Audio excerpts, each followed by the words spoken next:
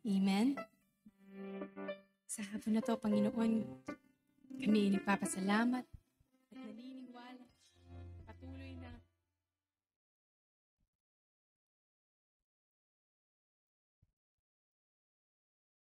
Magandang gabi po mga kapatid. Welcome po sa hindi masyadong late after service fellowship. Ako po si Brother Gad. Ako po si Brother Michael. At ako po si Brother John. Ito pang episode 28. Yay! 28 episode.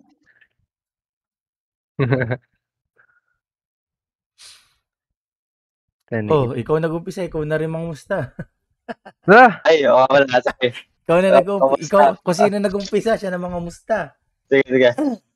Kamusta guys? Kamusta yung naging week natin this week? Parang ang layo ng week, kahapon lang yung linggo. Ay, lumipas 2 weeks. Okay naman. Okay ako? Okay ba? Paano okay? It starts with the letter O and then ends with the letter Y. Okay. So, diba yan? I'll say okay in a sense na siguro although maraming iniisip, I can say I'm troubled ako. I have troubled mind, but after hearing, of course, kung paano tayo comfort ng Panginoon sa pamamagitan ng salita niya, patuloy kong pinahawakan yun yung at peace, yung pagiging at peace sa Panginoon. So I can say up to this point still hindi naman talaga para sa akin hindi pa rin talaga mawawala yon, especially lalo na kasi ako pag nag-iisip yung pag masyado akong tahimik or kunwari wala akong ginagawa, mas lalo akong maraming iniisip ang tumatakbo sa utak ko. So hindi ako nakakapagpahinga kapag wala akong kapag nasa state ako na walang ginagawa. So ganun. But right now, okay naman. Lagi akong daddy mode ngayon, so okay naman. Daddy mode. Grabe. Mag-isa dyan. Isa dyan? Pasente dyan na. Daddy mode pala. Okay ba? Okay lang din naman ako. But siguro been struggling din sa nangyari this past few weeks, syempre. Parang there's some ups and downs. And nagkaroon din ng mga wala, left and up and down lang. But there are times na parang I questioned the things I do, syempre. And I know yung sinasabi ni Sir Michael na parang pag nag-overthink ka masyado. Ay, pag masyadong silent. But for me, I think pagkatapos ko palang gawin dun parang ako And I can say na parang I'm confused. But siguro because of sa mga tinurod, lalo na yung sermon ng Friday and kahapon lang. It's really been helping me parang to remind kung ano yung lalo na yung what's important sa atin ngayon. So, okay. Ayong nangangumusta, kamusta?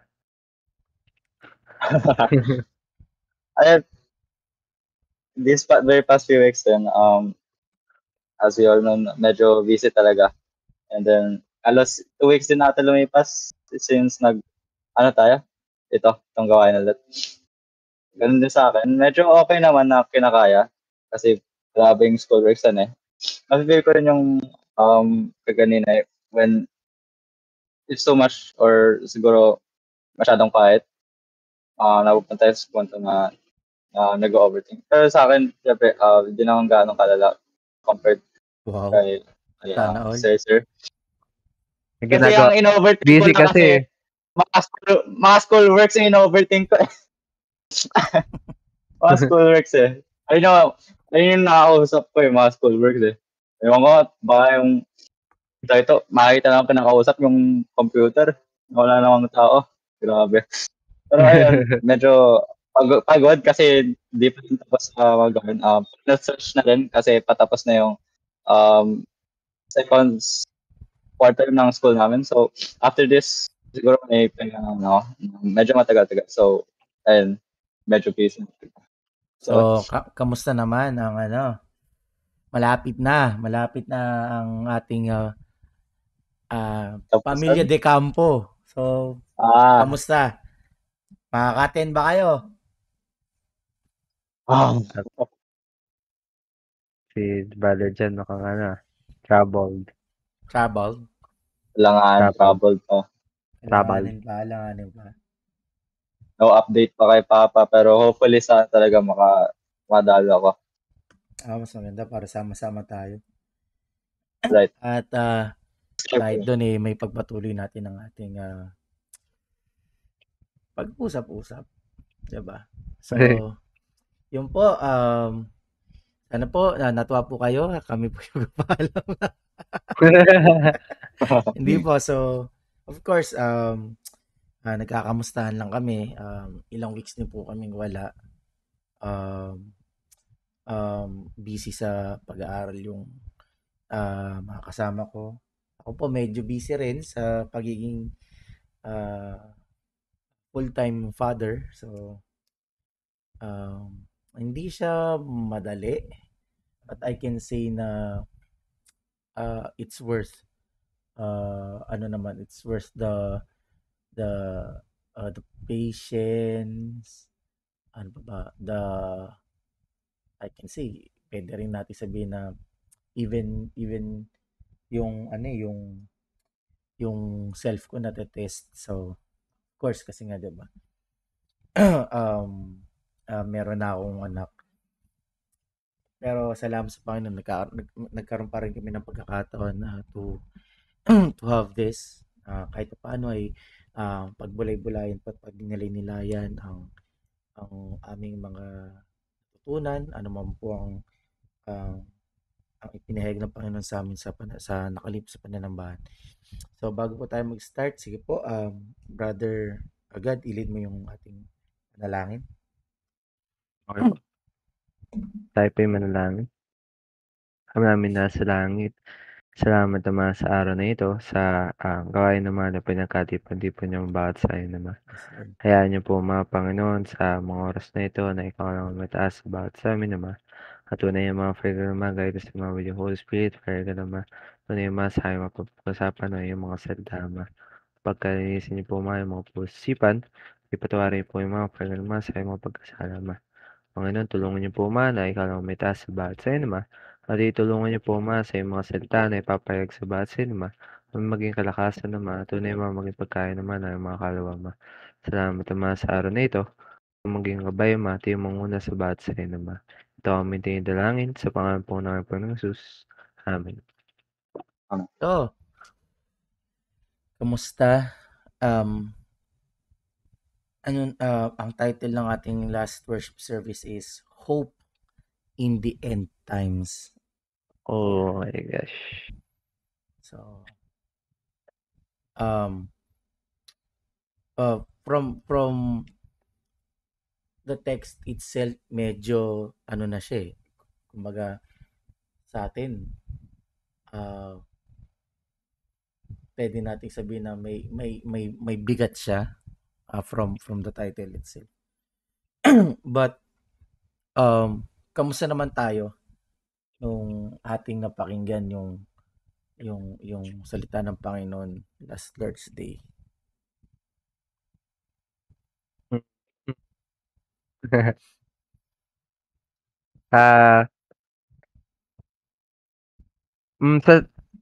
Para sa akin kasi yung title, may bigat siya pero siyempre may confusion. Since kung ipagkaano mo yung question mo yung end times and hope, it's like kung hindi mo pa maunawa masyado, parang ang hirap niya i-comprehend or parang ano yung hope sa end times, right? And while listening, I could say na parang it's it's really it's really amazing how everything is put up together sa plano ng Panginoon na na really hindi magagrasp ng human mind or ng lumang pagkatao. Ang ibig sabihin ng kung ano sinasabi ng Biblia. It's really hard talaga kung yung time na yun kung magagrasp ka sa human knowledge mo. Since pinag-uusapan mismo time and pinag-uusapan yung days, 'di ba? Parang you will say it's not possible para sa atin, 'di ba? Kaya nung habang nakikinig, it's really nakaka-relieve na in the end times, 'di ba? Of course, para sa akin, hindi ko alam sa inyo or sa ibang mga mananampalataya, pag nababanggit yung end times, it's like ano mo yun, panakot. Nakakatakot. Kasi parang kumbaga pag sinabing end times, eto na yun eh. Like nothing will matter na. Like yung house mo, yung anong kayamanan mo meron ka. Kasi it's end time. Ano man, parang in-highlight ko lang pag nasa huli na talaga. Ayun yung nasa isip ko habang nakikinig ako o kaya sinabi pa lang yung title.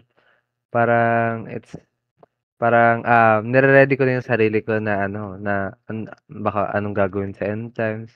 But it really passes my expectation kung saan nakita ko pa rin yung old self ko kung saan hindi hindi pa rin hindi tinatry niya pa rin unawain kung ano yung meaning ng Word of God through sa human mind. Kaya nung nakikinig, ah, buti na lang pinaunawa ng Panginoon yung sinabi niya nga patungkol sa hope in the end times. Pretty much yun lang sa akin. Nakikita din kita yung especially sa part na yung basic human mind or sabi na natin yung simpleng pag-rinig lang, hindi kagad natin magagrasp yung meaning mismo ng pinupunte. Katulad nga ng mga binabanggit sa Biblia, kahit mismo yung mga characters doon, di ba? Hindi nila alam kung bakit nangyayari mga ganitong bagay, bakit. Mismo pati yung mga disciple ni Jesus, di ba? Nagagalit pa nga daw si Jesus na kasi ang tagal-tagal na nilang kasama siya pero hindi pa rin nila naunawaan itong mga ganitong bagay. Ganun din siguro nangyari sa akin bago siguro pag-usapan ng mas malalim topic natin kasi ang pinag-usapan is hope and the end times, di ba? Sa una sobrang confused din ako nagtatanong din si Pastor, di ba? May binigay siyang verse. Ano yung ano ibig sabihin nito? Ano ibig sabihin ng ganyan? Medyo di pa rin talaga ako sure sa mga meaning na gusto iparating ng Biblia. Pero makakita natin that everything is really connected, di ba? And I think ang laki na talaga dito is the understanding, di ba? Understanding of Jesus Christ. Ganun, katulad ng binanggit ko kanina din ay nung Sunday, di ba? May timeline na sinusundan ang ating Diyos na Ama, di ba? Like yung timeline ng God the Father, di ba? Hindi na susunod yung timeline natin. Ano pa ba? And then yung siguro naging mabigat din sa akin kasi of course end times, so meaning may paghihirap, di ba? But also I think nagkaroon din ako ng relief kasi nabanggit that if despite um, may binanggit yung mga may possible or yung mismong mga mayayari sa the end times, no, we are still allowed to live to live a life of faith in favor to God in the last days. So para sa akin, ayun lang naman. So, yun nga eh. Bakit bakit doon pa tayo papasok eh. Bakit ba kasi ang title para sa atin or sa inyo pagkaunawa? Bakit ang title is Hope in the End Times? Ano ba yung end times na tinutukoy dito? Na ano ba 'yon? Ano ba yung kasi sinasabi nasa end times na tayo. Ano ba yung end times na 'yon?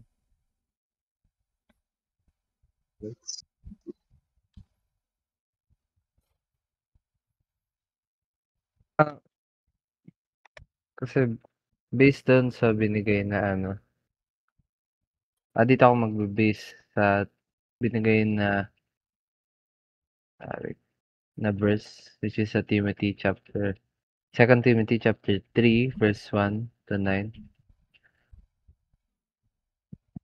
Parang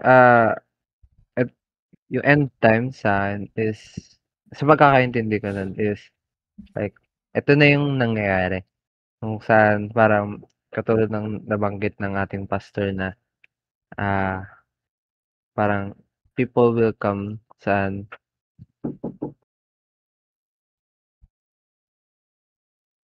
ah,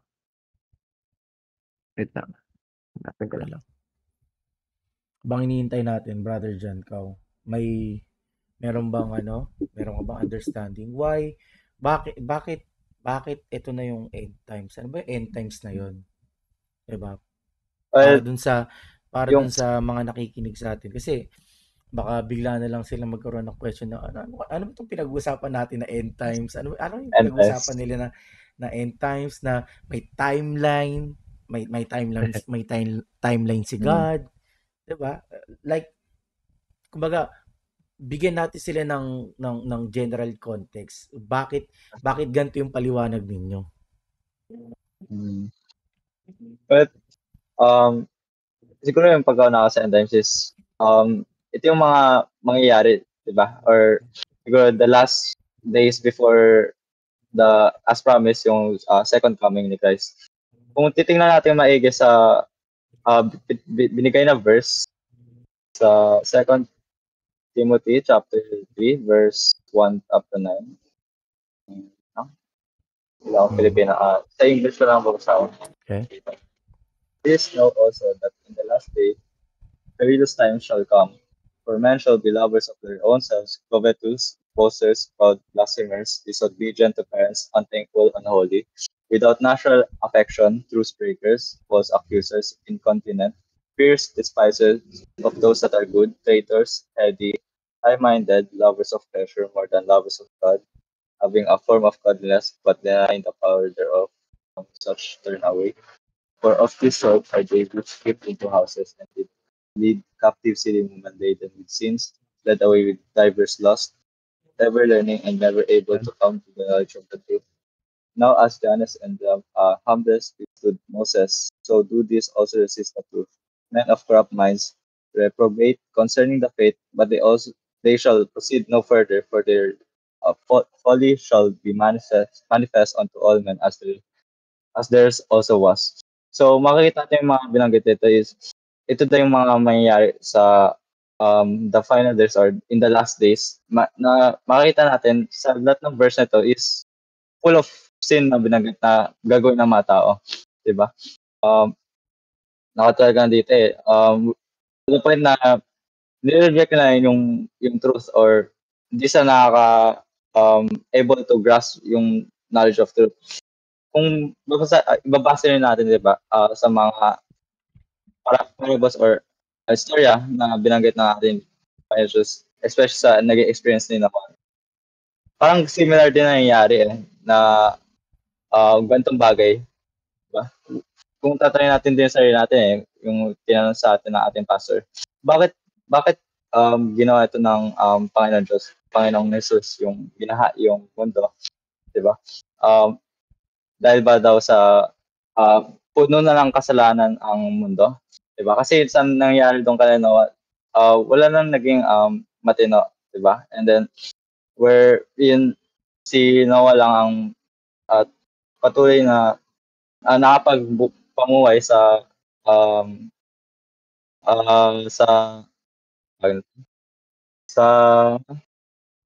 sa favor sa faith in favor to God, diba?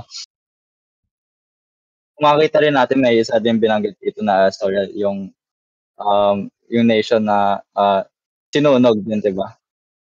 Puno rin to ng kasalanan kaya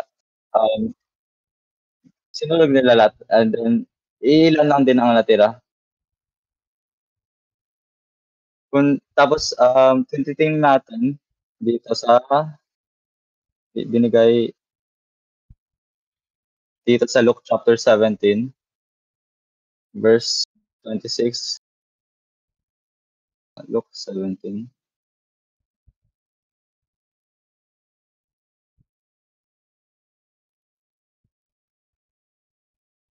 Verse 23 hanggang 26, 17, 26 hanggang 30. And as it was in the days of Noah, so shall it be also in the days of the Son of Man. They did eat, they drank, they married wives, they were given in marriage until the day that Noah entered into the ark. The flood came and destroyed them all. Likewise, also as it was in the days of Lot, they did eat, they drank, they bought, they sold, they planted, they builded. But the same day that Lot went out of Sodom, it rained fire and brimstone from heaven and destroyed them all. Even thus shall it be in the day when the Son of Man is revealed. So clearly, straight to the point yung verse na makita natin dito na yung mga bagay na yun is not just coincidence. Parang, hindi ko masabi, pero I think, in a sense of, parang pahapyaw kung ano mayayari in the end times, diba?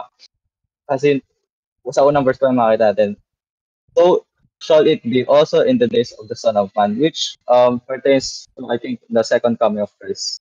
So I think this is the end times na binabanggit. Oh God.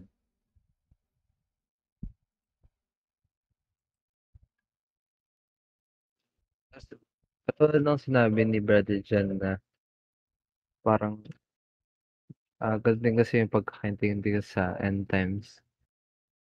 Na parang katulad ng sinabi sa Luke chapter 17, saan kung ano yung nangyayari nun kala Lot, kala Noah, parang hindi siya coincidence kung bakit siya ganun. Or parang bakit yung mga tao, there's iba't ibang klaseng wickedness yung nangyayari. But it also pertains kung ano yung nangyayari ngayon. Kaya parang kung makikita mo yung parang pinagagawa nila no doon sa ah doon sa Old Testament, parang ano siya, align siya doon sa sinabi sa 2 Timothy chapter 3, 'di ba? So makikita natin na parang ah yung nangyari nung sa Old Testament, it's a foreseen event para makita natin na ayun yung mangyayari ngayon, these last days. Yun lang naman. Okay. Pero,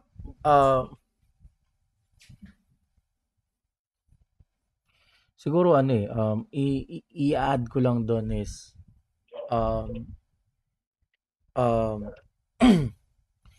I think the reason why,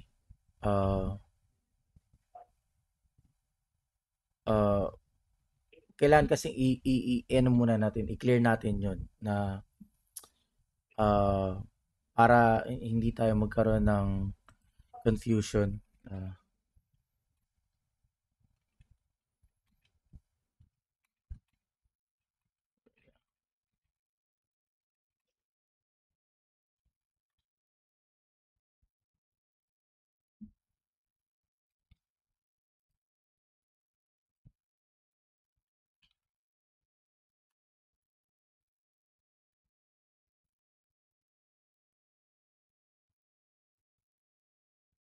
Okay. Para clarify lang natin. God already sets the beginning and the end. Doon tayo mag-start. So, kailangan nating unawain at tanggapin ang ating makapangyarihang Diyos. Siya na yung naitakda na niya. I mean, yun. Yung tamang word. He already sets the beginning and the end. Yun yung kailangan nating unawain. And the reason why, I think, the reason why we say that this is the end times is because I think ito yung time na kung saan many of the people right now, pag sinabing when I say many, generally speaking, almost everyone, 'di ba, doesn't believe in God. And if someone doesn't believe in God, you also don't believe there's an ending. Na gigets niyo ba? Walang ano. If you don't believe in God, you don't believe that there's an ending in this world. Tama ba? Because kaya nga yun yung pinakauna kong sinabi na we should kumbaga stand in the fact that God already sets the beginning and the end. And how can we prove it? It says, of course, uh, bumalik muna tayo sa Old Testament. So maghanap tayo ng proof na na na-set na ng Panginoon ang ang umpisa at ang wakas. So buksan natin sa Isaiah chapter 46.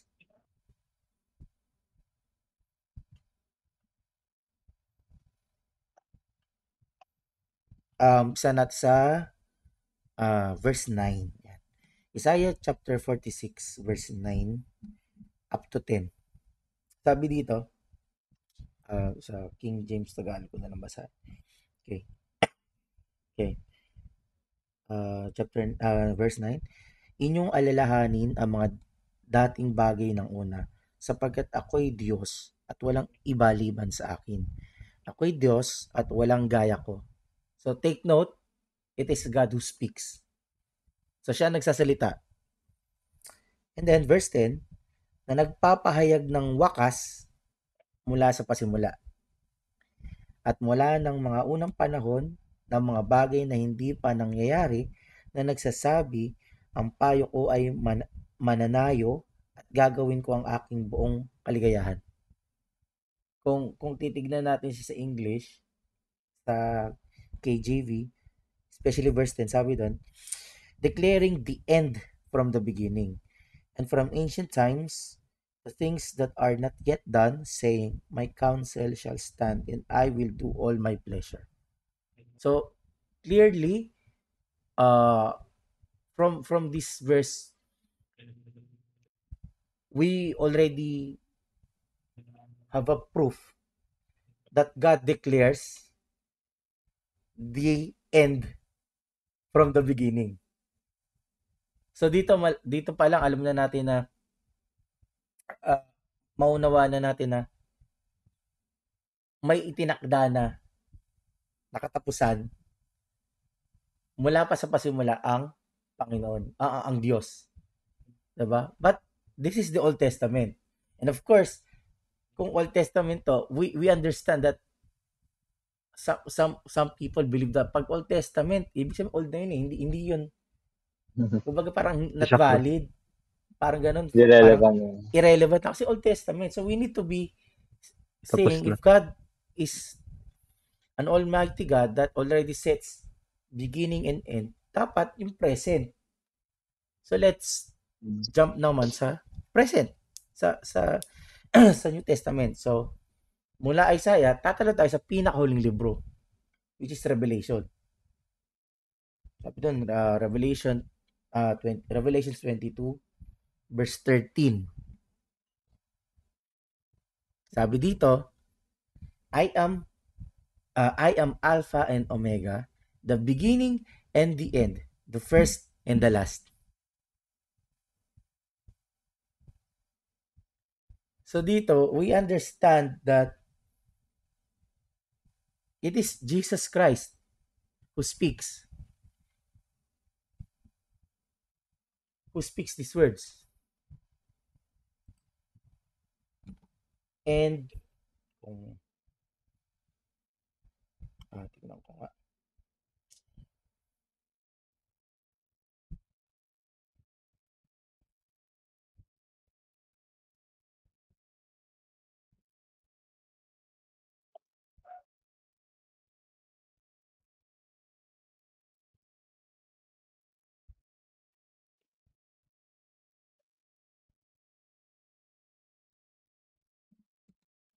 we need to check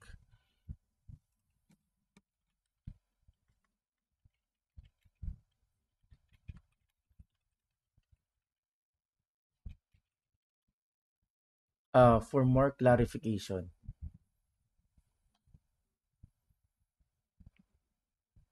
If Jesus Christ is the one speaking that verse in Revelation, siya kailangan nating maunawaan na mabuti kung it's true. So balik naman tayo sa unang chapter, Revelation chapter 1 verse 8. Sabi dito, I am Alpha and Omega, the beginning and the ending, saith the Lord, which is, and which was, and which is to come, the Almighty. So, dito, it is still Jesus Christ who speaks through visions, through revelations kay John, kay Apostle John, in which he says or declare himself as Alpha and Omega, the beginning and the end. Which, nung binasa natin sa Old Testament sa Isaiah, diba? Sa Isaiah na book, it is God who declares the end from the beginning. So dito pa lang, solid clarification na to na it is Jesus Christ, the true God, declares that there's an actual beginning and ending. Diba? And one more thing para i-add, yung last word dun sa Revelation chapter 1 verse 8. Anong word John? Yung last word?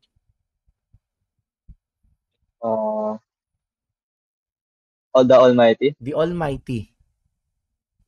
Sa Old Testament, ang tawag sa Diyos, ang tawag kay God is the Lord God Almighty. And ano yung Hebrew translation nun? Ano ba yung Almighty? Sa Hebrew, ang basa doon, El Shaddai. So, it is dito, clearly, we can understand if Jesus Christ is addressing with that title as the Almighty, then He is the God also in the Old Testament. Because that's His title, one of the titles of God, the Almighty. So, doon pa lang, ano na natin yun, clear evidence that God already declared the beginning and the end, diba? But the problem is, yun nga, because no one believes in God, no one really kumbaga, no one seeks to fully understand and know God.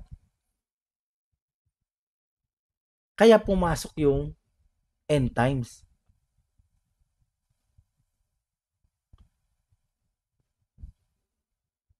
Kaya nga, yung binasa nyo na Luke 17 verse 26 to 30, it foreshadows what will happen in the end times, which is our present situation. Why? Bakit nagkaroon ng end times? Why? Because of sin. Doon pa rin tayo babalik. Because of sin.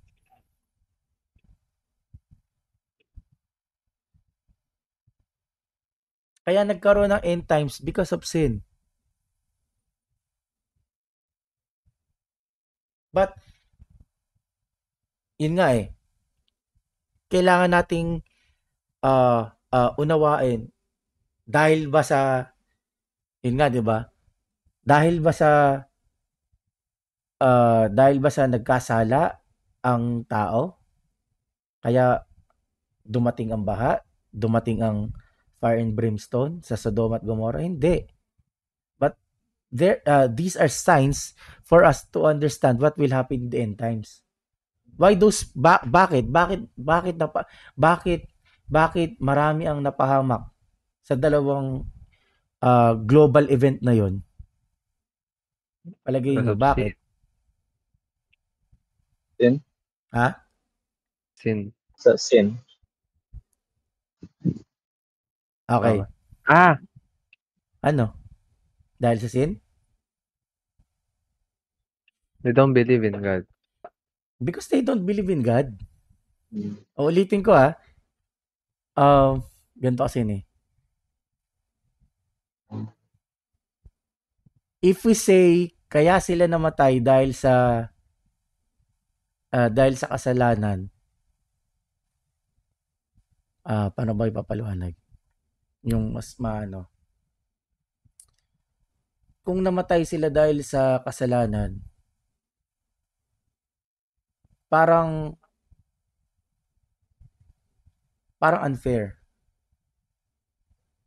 You know why? Dapat patay na tayo. Mm. Kung dahil sa kasalanan. 'Di ba? But like I said kanina, 'di ba? Bakit nagkaroon ng end times? Because of sin. Kasi nasira yung creation. Sin destroy, kumbaga, because from the start, God created everything perfect eh. Pero bakit nasira yun? Dahil sa sin. Sin destroys the perfect creation of God. Diba? Yun yung main reason. And that's why kaya nga dumating yung curses eh. Because of sin. Sabi sa Genesis chapter 3, yun ang naging resulta. Because of that disobedience. Dahil sa pagpasok ng kasalanan na yun, na disobey ang tao, pumasok ngayon ng curses. And I think that's the main reason bakit tayo darating sa end time. Bakit tayo nagkaroon ng end times? Because it's destroying eh. Kaya nga doon ngayon papasok yung tinuturo sa atin nung worship service na there's one thing called God's timeline and man's timeline, di ba? Or our own timeline. That if we look upon or if we understand it based on our own understanding, our own intellect, intelligence, yun yung papasok sa atin na dahil sa kasalanan, kaya sila pinatay. But we don't see the other picture. Kumbaga, we don't see it in God's timeline or God's understanding or God's perspective. Because in the first place, ayaw ng Diyos na mapahamak tayo. 'Di ba? Kaya nga dumadating sa pagkakataon na yun nga. Kaya maraming hindi nananampalataya o hindi kumikilala sa Diyos kasi ginagamit nila yung sarili nilang intelligence na yung pala eh. Bakit pa kasi tayo nilikha ng Diyos? Kung vulnerable pala tayo sa sin. 'Di ba? Papasok yung ganun. Tapos papatayin niya tayo. 'Di ba? So parang ang dating, our God is not a loving God, but a wrathful God. Ginawa tayo, tapos bigla tayo papatayin. 'Di ba? That's doon papasok ngayon yung sinasabing our own timeline or our own understanding. Kaya nga doon sa worship service kahit ako nalito eh, 'di ba? Bakit dumating yung baha? Bakit maraming namatay sa baha? Bakit maraming namatay sa Sodom at Gomorrah? At bakit siya naging example ng end times? Which is si Jesus Christ pa ang nag-declare. Yun din nasagot ko eh. Kasi ano sila eh. Makasalanan. Kasi makasalanan sila eh. 'Di ba? Pumasok sa akin nga. Like, pwede pa naman sila magbago ah. yun yung pumasok sa akin. But when we understand it, yun nga eh. Kaya siya naging reason or naging sign, and we can say example, is because men right now, kumbaga, relies on their own understanding, relies on their own knowledge, relies in their own reasoning, and relies in their own righteousness, and also rely on their own self.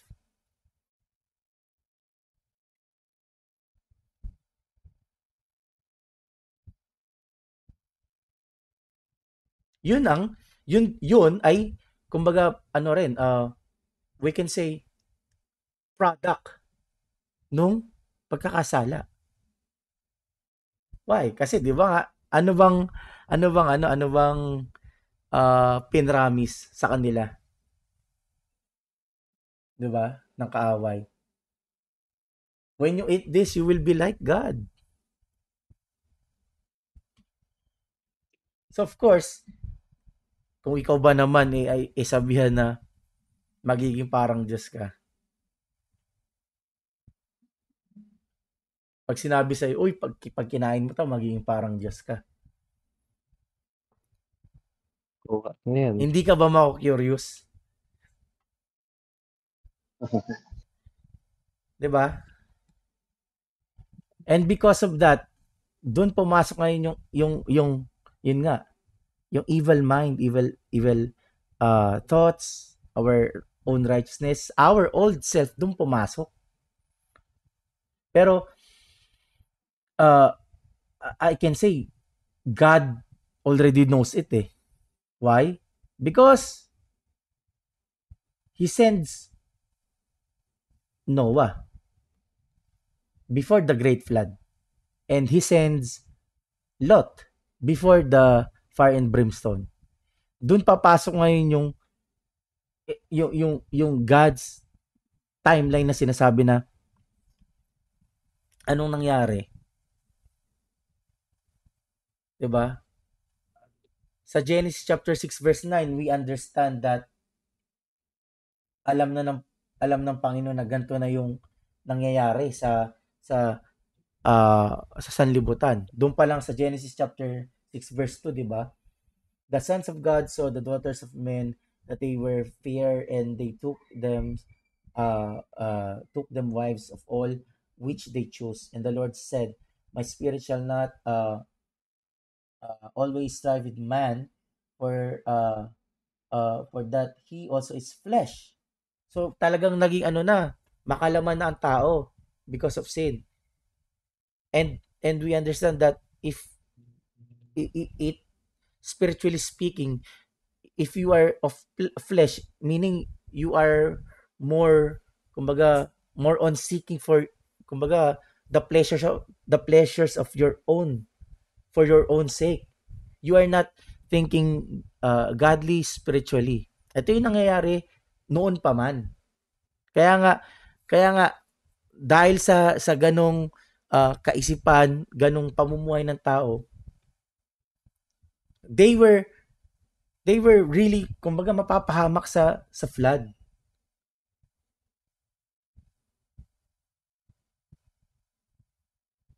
Kaya nga ang nakita ko doon, para kumbaga malinis at manumbalik ulit, kailangan talagang dumating yung flood. But God saw Noah, and through Noah we see that God used Noah to preach.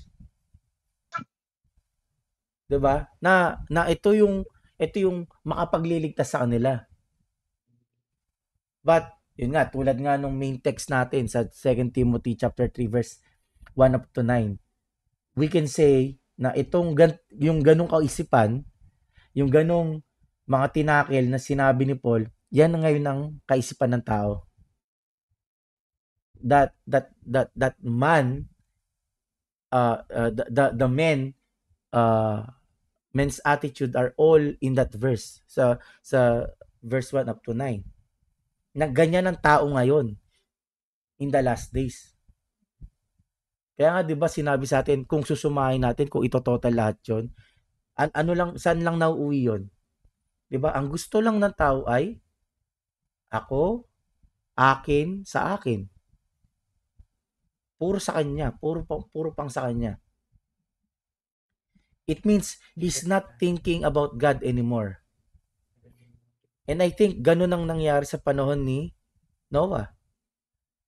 Kaya nga binanggit doon, 'di ba? Doon sa Luke na habang may ginagawa si Noah, anong ginagawa ng mga tao that time? Umiinom, nagsasaya, 'di ba? We can say immediately they are only focusing for themselves.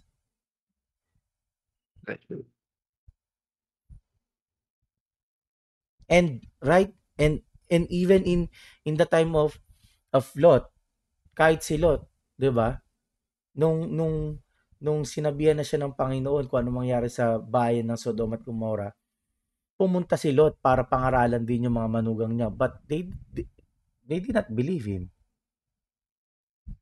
Which brings us to the present times na ganun din ang mangyayari sa atin.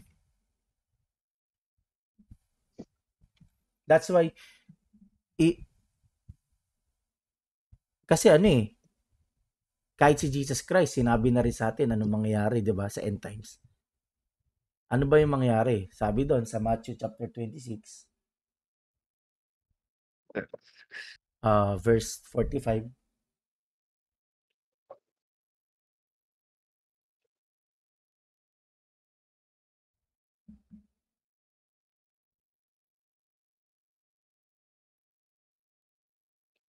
Dito may maunawaan din natin na ito yung time na ang Panginoon ay uhulihin na, 'di ba? Pero dito maunawaan natin na alam na niya yung mangyayari.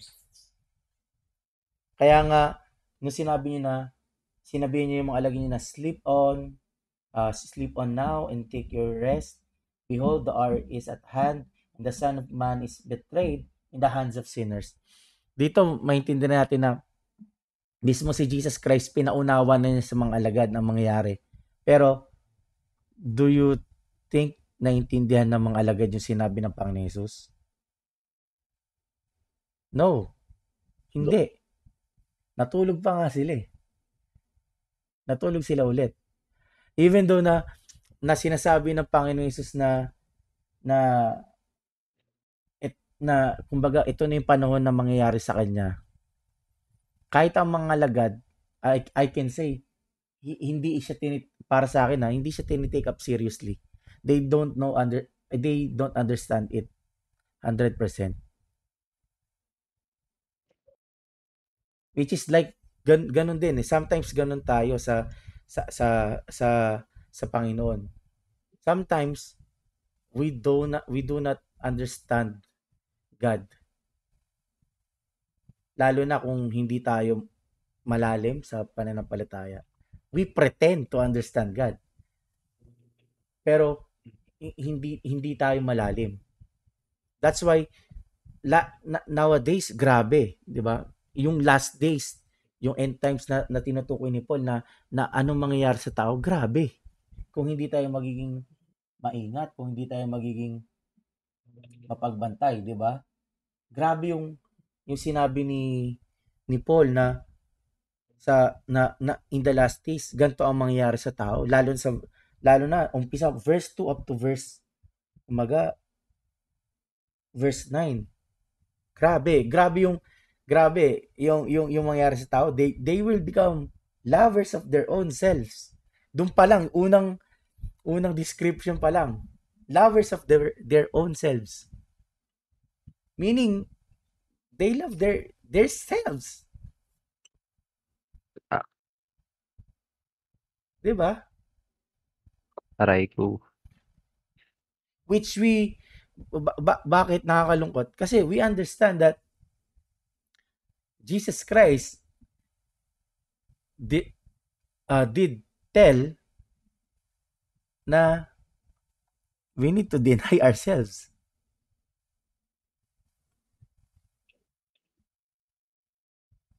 Kaya nga, dito pa lang maunawaan na natin bakit bakit yun ang sinabi ng Panginoon Jesus eh.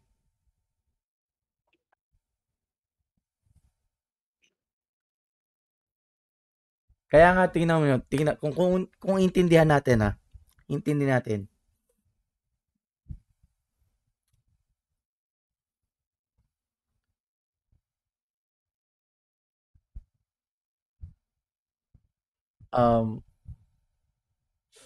Kung intindihan natin mabuti, did God ano ba sabihin sa hindi ko alam paano i-construct sa English eh. Pero I will try.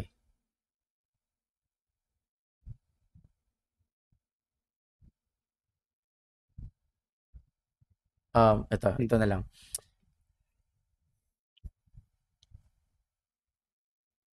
Gumawa ba ng paraan ng Diyos para iligtas tayo? Amen. Amen. How? Paano Paano tayo iniligtas? now? Yes. Kasi bakit ba tayo dapat iligtas? Because we're bound to hell eh. Because of sin. We're going to be destroyed.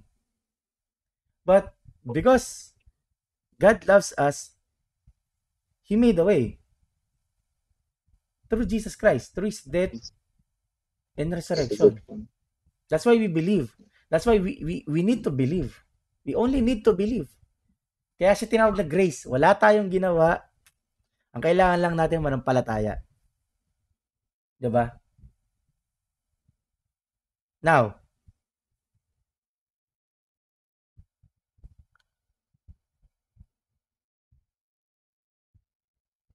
paano tayo makapunta sa langit?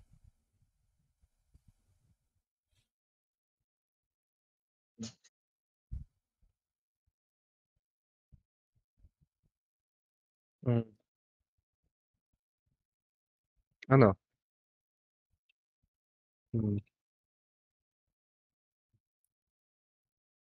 Paano?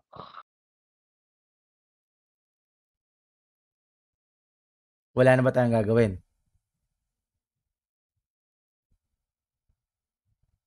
It's okay alone, diba? Ha? To works alone, wala. Like, para sa akin, we can't work our way to heaven. We can work our way to heaven. Tama. We can. Pero I think may dapat tayong gawin.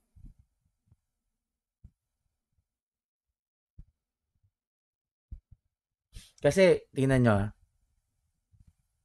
bigyan ko lang kayo ng konting kung sa mga nakikinig po, please, magbigay din po kayo ng insights ninyo. Welcome po kaming maganda po ng pag-usapan natin. Magbigay din po kayo ng insights nyo, mag-comment po kayo. But here's what I understand. God saves us to be condemned sa hell through Jesus Christ. But also, God made a way for us to go to heaven through Jesus Christ. But the problem is, we do not fully understand yung second part. Yun nga, tama ka. Tama ka, brother God. We cannot do works for ourselves para makapunta sa heaven. But through Jesus Christ, we can. That's why Jesus Christ said, follow Him.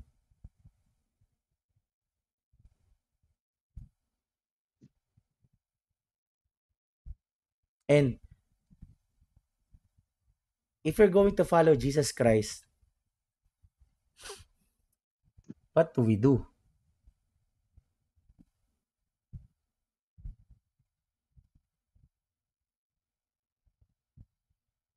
we need to deny ourselves.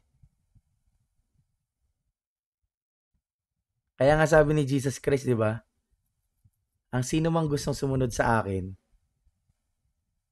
Deny. kailan niya muna limutin ang sarili niya.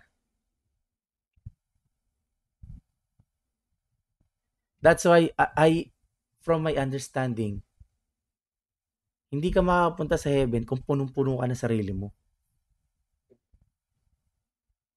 That's why we can only go to heaven with Jesus Christ.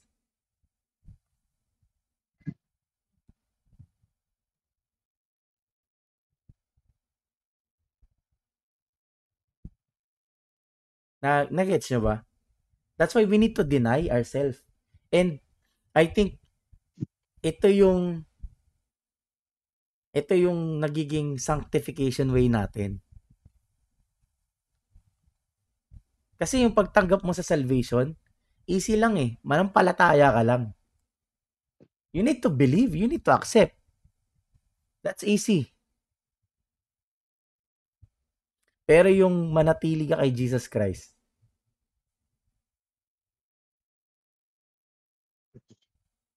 madali ba? Kaya nga sa Timothy, ang unang description na end times na ang tao, lovers of their own self. Lovers of self. Diba? Doon pa lang, bagsak na. Ikaw. You say you believe Jesus, you say you believe Jesus Christ, you are saved by Jesus Christ, but you do not love Him. Doon pa lang, bagsak na. Paano pa kaya yung ibang mga susunod? Covetous, boasters, proud, blasphemers. Doon pa lang, di ba? Disobedient to parents. Ikaw. Diba? That's why I think this is kaya nga siya, I can say, kaya nga kailangan, kaya I think doon pumapasok ngayon yung word na hope. Because in the end times, without hope, hindi natin ma-overcome to. We are vulnerable. Why? Kasi lahat tayo, before, pag sinabi kong before, nung hindi pa tayo mananampalataya, nung hindi pa natin tinatanggap si Jesus Christ, before, this is our life. All of this. We only think of ourselves. We're covetous. We are boasters, prouds, blasphemers, etc. Disobedient to parents. Ito yung life natin before. That's why, kumbaga, it's a battle for us against ourselves. Kaya nga, I think, napaka-importante ng word na hope. Kasi yung hope na tinutukoy dito is, of course, while we are in the last days, we need to hope, or in the end times, we need to have this full assurance of hope that with God, with Jesus Christ, we can overcome. Doon pa rin papasok yung tinatawag na God's timeline. We need to remove this own understanding, our own thoughts, our own righteousness, and we need to fully hope, fully believe on what God wants for us to do. Kasi ito yung pinaka-safe, ito yung pinaka-tama. Ito yung ito yung magpapatibay sa atin sa end times. Kaya nga, 'di ba? Ewan ko kung nalista nyo. Ano ba yung mga factors na kailangan natin sa pamumuhay natin habang nandito tayo sa end times? Number 1 doon na nakalista, 'di ba? Integrity. Bagsak. 'Di ba? Ano ba yung integrity? Ano ko nga, what is integrity? Nalis ko Integrity. yun eh. Doing or not doing Integrity. something even though no one is No one watching. is looking. Yan. Meaning. Sabi dito sa dictionary, sa Oxford Languages, integrity, the quality of being honest and having strong moral principles or moral uprightness. Second description is the state of being whole and undivided. 'Di ba? Doon naman sa binigay sa atin ng Panginoon, doing the right thing even if no one is watching. But we need to understand, ano ba yung right thing? 'Di ba? Ano yung doing the right thing? And that is following Jesus Christ. Jesus Christ. Whatever, following Jesus Christ, following the commands of Jesus Christ, because it's the right thing to do.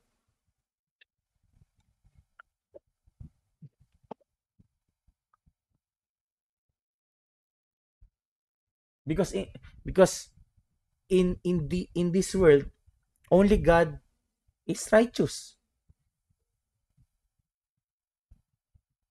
Kaya nga ito yung kailangan nating panghawakan. Kaya nga ano eh, 'di ba? Nag-example 'yan na ano, kapag pag may nakatingin tsaka ka lang gagawa, Ah, 'di ba? Which is sometimes nagiging problema natin. Kapag wala nakatingin, try go! wala tayong ginagawang tama. Man. 'Di ba? Why? Bakit nagiging gano'n ng tao? Because they think God is not looking at them. Because God is not true. Yun ang mindset ng tao. Lalo na kung uunawain natin yung sa 2 Timothy chapter 3. Sabi dun sa verse 4, ano ba dito ang nakalagay dito, high-minded sa tab. Sa King James. Pero ano ba ibig sabihin ng high-minded? Isang description dito, blinded with pride. So meaning, if they're blinded with pride, yeah, they think God can't see them. And because God cannot see them, they can do whatever things they do. And we are also doing that. 'Di ba? We are not perfect. Kaya nga habang tinuturo yun, integrity, meron ka ba niyan, Michael? Sakit. Yun, narinig ko pa lang yun. Sabi ko, Born dito. 'Di ba? tumagos eh. Sabi nga nung pahayag nung linggo, 'di ba? Hindi siya parang yung integrity, hindi siya parang damit na pag linggo suot mo, pagtapos ng linggo, huhubarin mo. Hey! 'Di ba? Kaya nga sabi ni Paul, 'di ba? Sabi ni Paul sa Galatians, I think Galatians chapter 2, 'di ba? You need to put on Christ. Pero paano mo isusuot si Kristo kung may ibang nakasuot? Naka-take up na eh. 'Di ba? That's why Jesus Christ said, yeah, you need to deny yourself. And I think yun ang nagiging problema ngayon. Lately. Or wag na natin lang. In the end times ngayon, sabi natin lahat na. Even believers.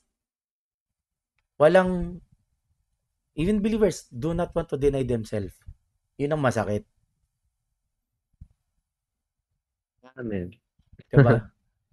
Biruin mo, nasa church na tayo, pero if we're going to check ourselves, do we really understand the words of Jesus Christ when He said, deny yourself? Kasi sabi dun, you need to deny yourself every day. Kaya nga kung hindi natin panghahawakan yung salita ng Panginoon sa Kristo, we will really take off Jesus Christ, and then we will live according to our own. And then hintayin na lang natin ulit maglinggo, isusot na naman natin ulit. Which is really wrong. Doon pa lang maunawa na natin na we really don't understand. We really do not know God. We do not know Jesus Christ. Kaya nga sa lahat po ng mga nakikinig, I really recommend na mag-backtrack po kayo ng mga worship service. And I want you to watch or listen our Friday prayer meeting worship service, and even our worship service entitled The Right Mind.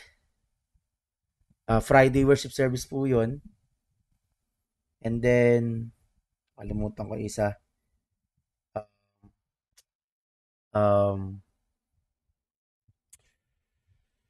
At hindi ko nalagay yung title. Yung past Friday worship service lang namin. Diba? Kasi kung hindi natin to maunawaan, hindi po tayo mag-grow, and then hindi tayo magiging kumbaga conscious na dapat pala iba na yung ginagawa natin these last days. And I think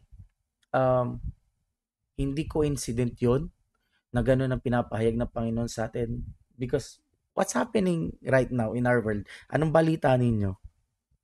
Palagay nyo, kamusta? Ang tanong, nakikinig ba yung balita?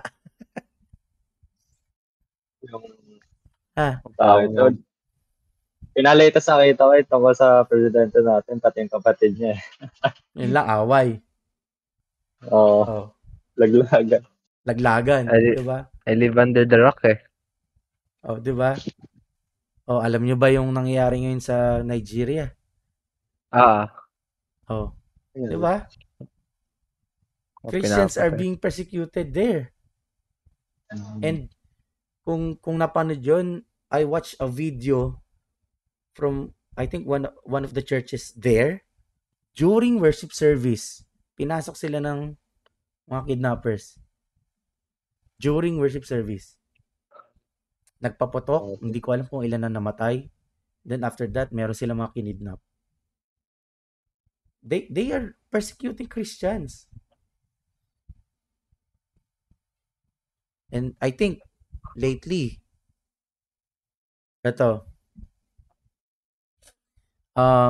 halimbawa, mga kapatid, Kristiyano ba kayo? Christian ba kayo? Si Jan, hindi sumagot, hindi siya Christian. Christian. Christian kayo? What if halimbawa nakulong kayo? Sa palagay nyo, ilang years kayong halimbawa nakulong kayo ng forever? Palagay nyo, kaya nyo bang maging Christian hanggang sa mamatay kayo?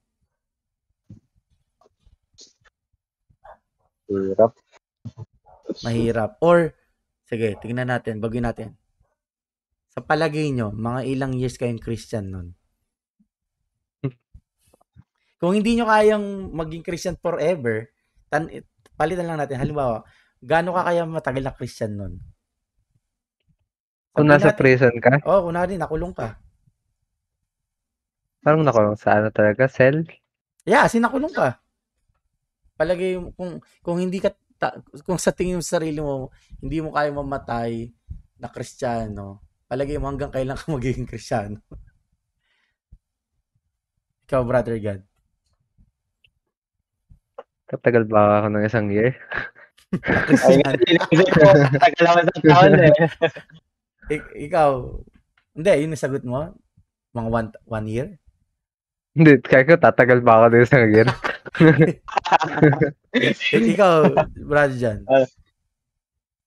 Ay, nga din, iniisip ko eh, kung maabot pa rin sa taon eh. Baka kasi, Ako nga, baka isang mabot buwan ako pa lang isang buwan. Tama. Diba? Kasi, bakit ko natanong yan? Kasi recently, ngayon, ang nangyayari sa China, grabe. Ewan ko yung tama ba yung word. Dinidemonize nilang Christianity. Meaning, grabe. Alam nyo ba na ngayon, parang, kung tama yung balita na natanggap ko. Ngayon, ang mga Christian churches ngayon, persecuted sa China. Why? Kapag ang pastor tumanggap ng offering or tithes, pwede ipakulong. Oh. Ish. Grabe. And recently, I think, merong pinalaya na Chinese pastor. Chinese pastor. Nakulong siya 12 years. What? Oh my gosh. Pastor pa ba yun pag alis? Paglabas niya, pastor pa rin siya. Oh. Pero, ano siya, kung hindi ako nagkamali, wrongfully accused. As in, yung naging kaso niya, as in talagang, hindi mo sabing kaso. Kaya nga natanong ko yun kung kayo nakulong, mga ilang years kayo magiging Christian. Di ba? Pero sabi sa interview, parang, sabi niya, grabe daw talaga. Sabi niya parang, I think, based sa kwento niya, sa isang araw, maraming beses siyang, alam mo yun, tinatanong yung sarili niya, ano ba, tama pa ba to? And I think nung nakita ko yun na, nga no. Right now, here, ngayon sa atin, sa Philippines, are we still, kumbaga, di ba? Ngayon, may mga Christian na nagrarally, di ba? May mga Christian na nagrally. But we need to understand yung ginawa ba nila for God? We are not judging them, but I think this is the time na talagang kailangan mag-stand na tayo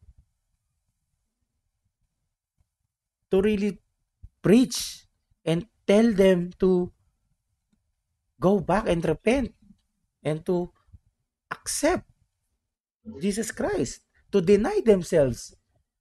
Kasi nasa end times na. Nasa end times na tayo. Na kailangan na bumalik na tayo dun sa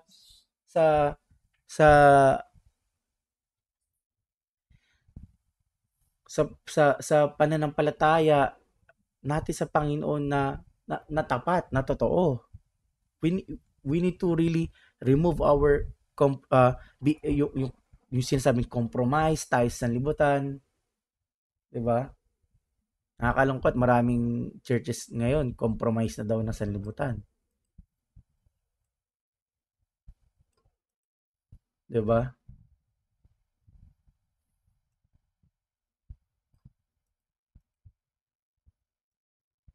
Even kahit alala ko yung pinag-uusapan natin last Lord's Day. Anong gagawin natin sa mga kabataan? Paano mga kabataan? Diba?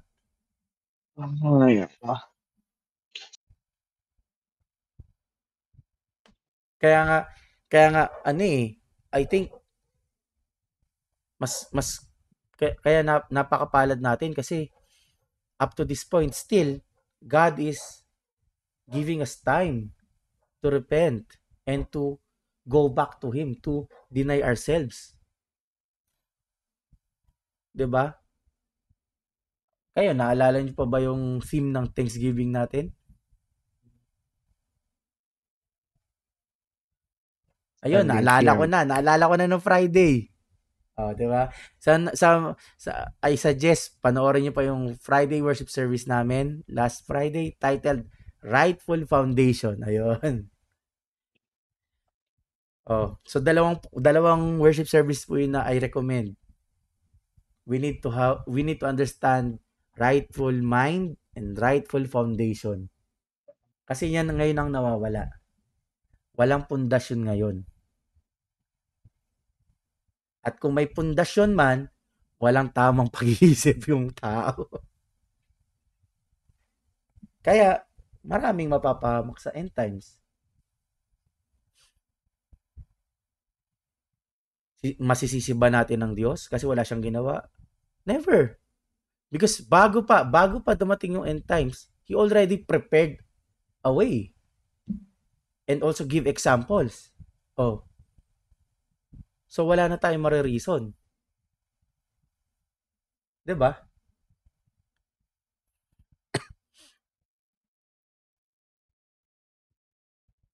Kaya nga kailangan na nating kumbaga maging faithful na, maging manumbalik na talaga. Kaya nga binigyan na example sa atin si Noah and si Lot, 'di ba?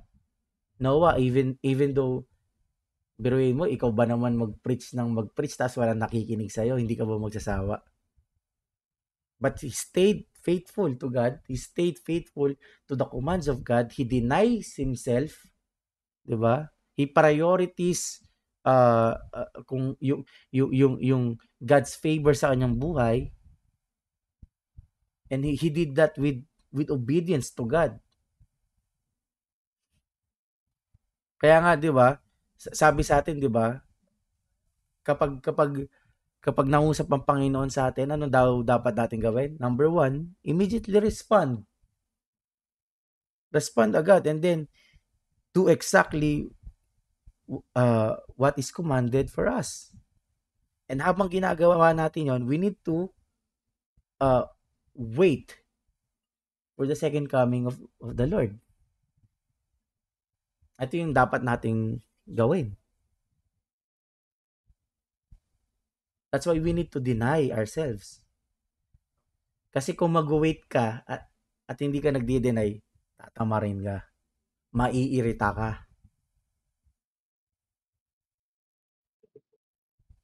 That's our kumbaga, that's what's happening now. Kasi alam ng kaaway eh. Alam na ng kaaway yan eh. Alam ng kaaway na ito yung weakness natin. That's why the enemy, the devil will do anything. And I can say alam niya ang kahinaan natin. Actually, isa lang naman ang kahinaan natin eh. Ano ba kahinaan natin? Napaisip si Jan. Ano ba kahinaan ko? Ano ba kahinaan natin? Isa lang kahinaan natin. Sarili. Sarili. Right. Kaya nga sabi ni General Luna, di ba? Ang kalaban natin, ang ating sarili. Oh. Kaya nga, now I can understand it more. Bakit sinabi ni Jesus Christ, deny yourself? Why? Kasi yung kaaway parating sa atin, fully loaded. Pero hindi niya tayo papatayin. Component, sarili. Hindi, yun nga nakakatawa, di ba? Yung kaaway papunta sa atin, fully loaded, full pack, full power, pero hindi para patayin tayo. Para paligayahin tayo. Kasi yung katawan yung weakness eh. Pero pag patay na yung katawan natin, do you think yung mga panunukso, yung temptation ng kaaway gagana pa?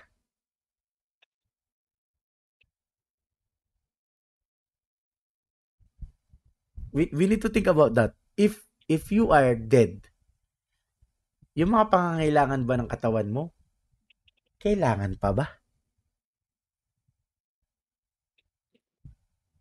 'Di ba?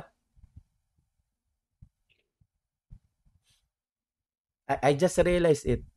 Kung patay ka na, yung mga pangangailangan mo ba, kailangan pa? Hindi na. Hindi na. Kaya nga kailangan natin ngayon talaga check ourselves eh.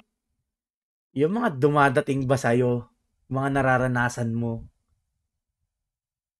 kailangan mo talaga siyang i-check. Nasa-satisfy ka ba? Natutuwa ka ba? 'Di ba? But you need to check. Is it helping you to your spiritual life? Kaya nga, na-bless ako dun sa testimony ng pastor natin eh. Sabi ko, Lord, habang nasa biyahe kami pa uwi ng Ate Jack nyo, nag-uusap kami na Ate Jack nyo, na parang, nag-uusap kami, sabi ko nun, Lord, wow, grabe, tinouch mo yung heart ng pastor namin. Sana ganun din ako.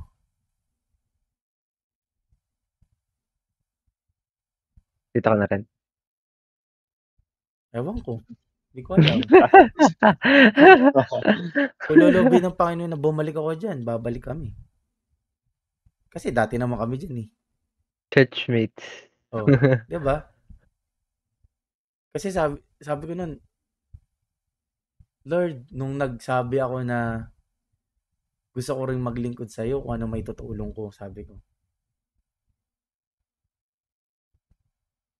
Sabi ko, naisip namin ulit yun. Sabi natin, nagawa mo na nga dati. Oh. Kung tinouch ka ng Panginoon para gawin yung dati, pwede ulit. Sabi ko nga, no, kailangan lang talaga yung heart ko maayos. Sabi ko, grabe. Habang nasa biyahe kami, paano Lord kung kami, yung bahay namin, ibenta na rin namin. Saan kami titira? Pinag-uusapan namin nun. Kung walang tatanggap kay Pastor Manny, patitiran namin siya sa bahay namin. Kaya lang sabi ko kay Ate Jack yun, kaya lang yung computer ko, lalagay na sa kwarto, sa taas na. Oo, sabi ko. Oh. Kaya sabi ko, Lord, grabe, nasa end times na nga kami. Kasi gano'n naman talaga eh, sa early church eh. Yun ang naalala ko pa no, nung sinabi ng head pastor natin na dapat ang prime example natin yung first church. 'Di ba? Yung church sa Acts. Na grabe dahil nakaunawa sila, naunawaan nila at meron silang tunay na relasyon sa Panginoon. Kaya nilang ibigay lahat para sa Panginoon nang walang pupilit sa kanila. Sabi ko, Lord, grabe. Oo nga. Sabi ko, Lord, mapapasana all ka na lang eh. Kaya lang, paano pag yun nga? Paano pag tinawag ka? Kaya mo ba? Amen! Pag sinabi sa church yan, di ba? Kaya nyo bang ibigay? Amen! Meron niya mga sisigaw, Amen! Pero, kaya ba talaga? Kaya nga, nakakatuwa eh. Alam kasi, yun nga ang maganda, di ba? Dahil, kilala tayo ni Lord, hindi niya tayo hinihingan kasi alam niya hindi natin kaya. Alam ng Panginoon na hindi pa natin kaya. Kahit nasabi na nating amen tayo ng amen, oo tayo na oo. Alam ng Panginoon na nagsisinungaling tayo. Diba? That's why I think, yun nga eh. Of course, we need to repent for having that unholy mind or that fleshly mind. We need to repent. But after repentance, tapos na ba? Hindi. We need to deny. Kaya masabi ko, blessed pa rin tayo kasi pinapaalalahan tayo ng Panginoon na we need to deny. Diba? Kaya kailangan maging maingat pa rin tayo sa natin, mga ginagawa natin. Even though we are in the church, we need to be very careful kasi baka nagiging para sa atin.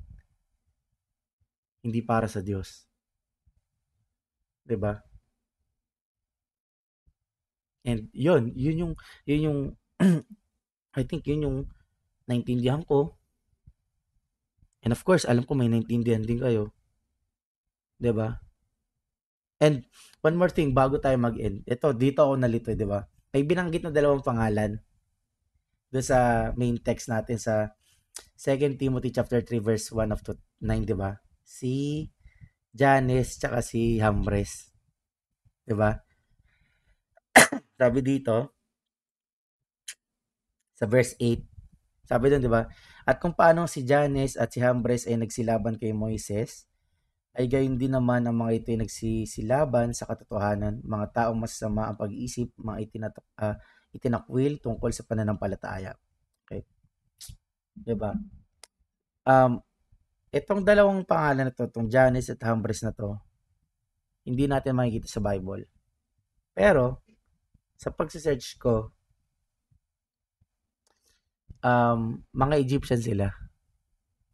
Sila yung mga Egyptians na lumaban kay Moises noon nung humarap sila sa Paraon. Sila yung mga magicians na pinipilit gayahin yung kapangyarihan ng Diyos.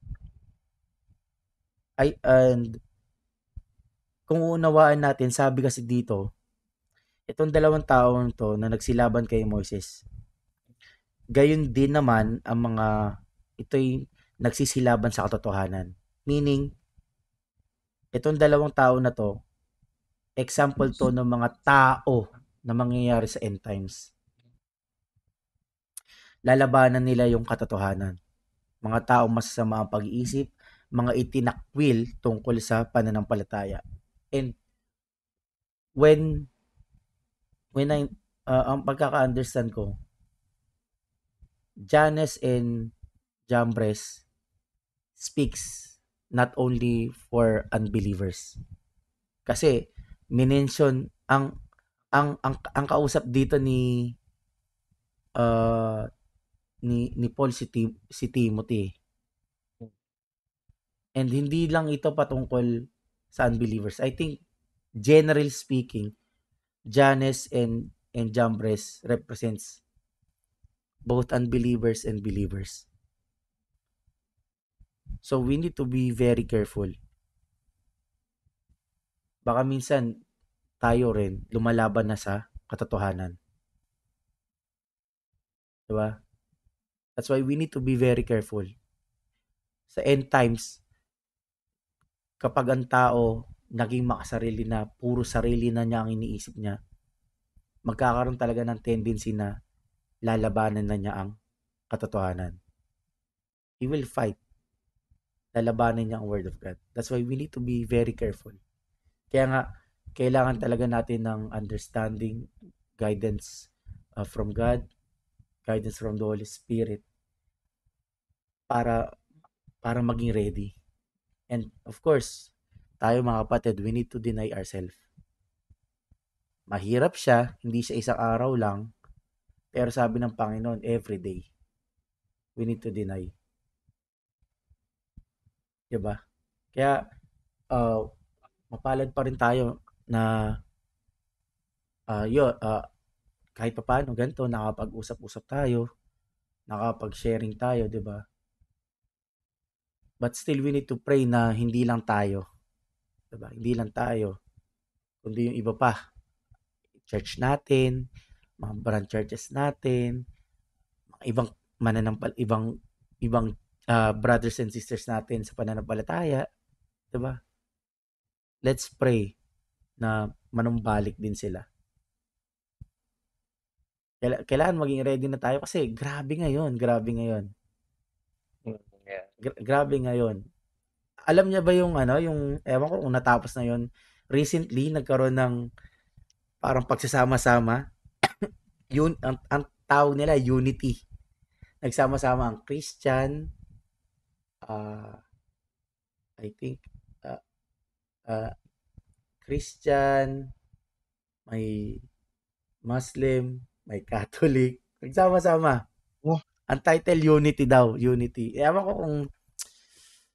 kung natapos na yung gawain na yun. I pray, of course, sana magkaroon talaga ng unity, pero dun pa rin papasok eh. Compromise. Kailangan talaga sampalatayanan natin ang katotohanan. Diba? Nawa, yung meeting nila, yung conference na nangyari na yon is about unity talaga, or sana hindi makompromiso. Kasi ang hirap.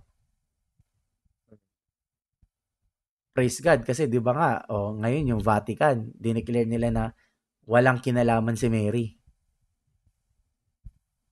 Walang kinalaman si Mary sa salvation. So paano na? 'Di ba? We need to kumbaga not just pray but also declare na ngayon, lalo na ngayon, we need to preach them. We need to tell them about Jesus Christ, about the second coming of Jesus Christ, 'di ba? Kaya nga I hope ganun din sa pinagpe-pray na pinagpe-pray ko rin yung darating nating family camp. 'Di ba? Nawa yung darating nating family camp maging maayos din. Hindi lang unity, pero sana magkaroon pa tayo ng deep understanding and importantly, tunay na relasyon sa Panginoon. 'Di ba?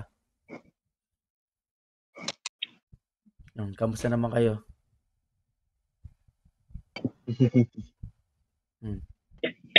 Hirap. Nakalan pa rin. Nasa God's timeline na ba tayo? God's timeline talaga.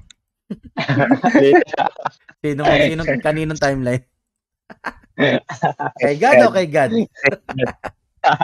Kay God. Diba? Ganun talaga. I hope na yun nga, marami pa sa atin nang magkaroon ng gantong kumaga fellowship. Hindi lang tayong tatlo. Diba? I pray kahit mga workers magkaroon ng fellowship. I pray yung mga kabataan, yung mga ginagamit ng Panginoon, yung mga manggagawa, hindi lang matatanda, hindi lang mga nanay. 'Di ba? Music team, 'di ba? We need to really have this kind of kasi ano siya, pampatibay din sa atin 'to eh, kasi 'di ba, kahit si Paul sabi niya sinabi niya sila Timothy, 'di ba? Sinabi niya sa one of his letters, kailangan may ganto. Hindi lang tayo nagsasama para kumanta. Sabi ni Paul, we also need to really na ano ba yung nauunawa ng bawat isa. Kasi I think this is one of the ways na talagang mag-grow tayo. And I think one of the ways also to protect each other. Para maingatan natin yung mga sarili natin. Nawala na yung isa.